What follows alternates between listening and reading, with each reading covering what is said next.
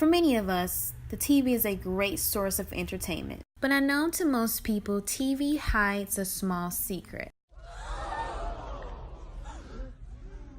According to George Gerbner, a prominent mass communication scholar during the 60s, in his cultivation analysis theory, TV can actually cultivate our perception of the world. Cultivation analysis theory ties well in the portrayal of mental illness in horror films such as Misery. The operation was called hobbling.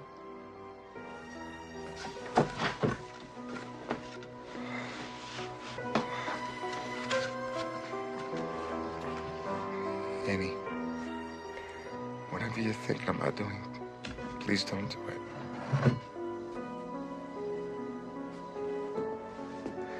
Annie, for God's... Shh, darling. Trust me. God's sake. It's for the best. Annie, please! Almost done. Just one more.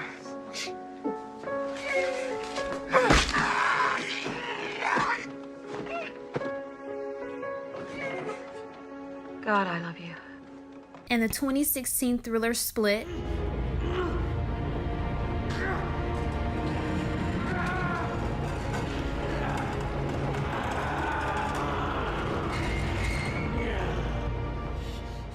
Because while these box office films are highly entertaining, they don't necessarily portray mental illness in the best light possible. With cultivation analysis theory in mind, do films really impact the way we view mental illness?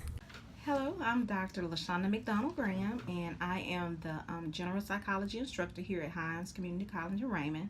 I also teach human growth and development, and I'm glad to be a part of this interview. Is that okay? Thank you, Ms. Graham. So today we're talking about mental illness in horror films. So in simple terms, what is a mental illness? I would say that a mental illness is basically a disorder that affects, it could either mildly or it can severely disturb a person's thoughts and or behaviors.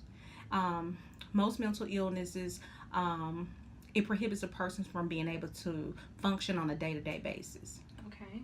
And adding on to that, can you list some factors that can cause a mental illness? The first factor is genetics. Genes play a vital part in obtaining a mental disorder. Also, the environment. It depends on which environment actually plays a part, whether that's, when I say environment, it can even be things such as teratogens, things that were exposed while during the prenatal development, while in the womb. Also, environmental things as far as situations, things like stress, for example, that would be an environmental, and it just depends on the situation that a person has been placed into. Okay, so stress, genetics. So leading on to that, in your opinion, do you believe that there is a strong correlation between horror films and how mentally ill people are stigmatized? I do. First of all, a horror film is, in my opinion, I believe that horror films are designed to, number one, to entertain. The main, I guess you can say, is the ending is in a horror film is, besides entertaining, is to horrify.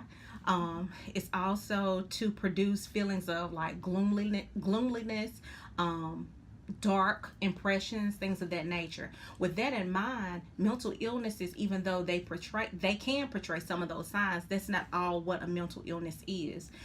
In many cases, on horror movies, there's like a demonic kind of undertone to it, and it leaves people with the feelings that a mental illness is something that should be feared and something that sometimes people cannot overcome. And I think that's a very big misconception with the horror movie industry. Yes, absolutely agree. So lastly, how do you think horror films can impact a college student who may or may not have a mental illness?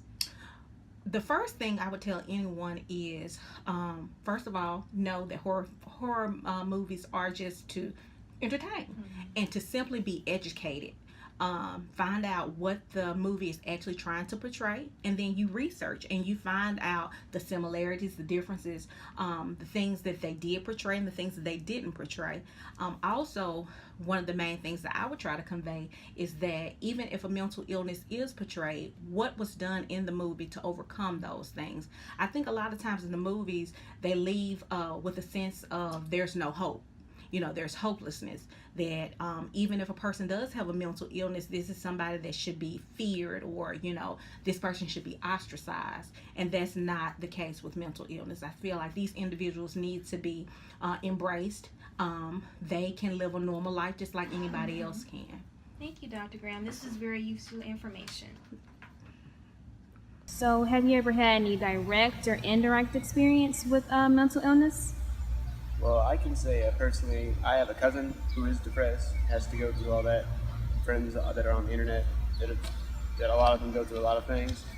And yeah, it's kind of surprising to know that there are people out there that deal with just hard things, hard times, these kinds of issues.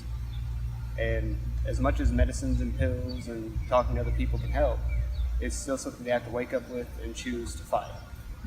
I'm sorry to hear that. I hope your cousin gets the help that he needs. Last question. So, looking at horror movies and their depictions of mental illness, would you say that this influences or changes your perception of mental illness? Yes, no, or maybe?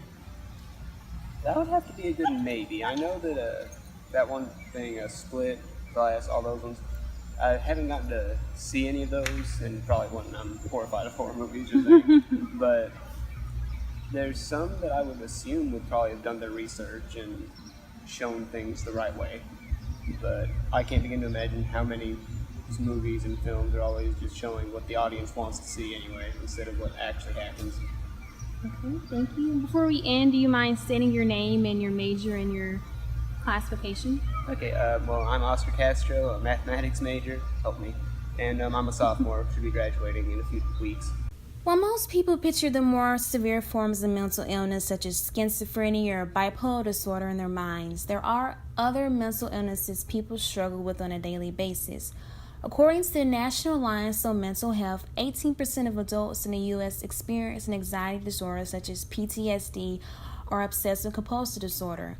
In the same regard, around 6% of adults in the U.S. experience at least one major depressive episode in the past year.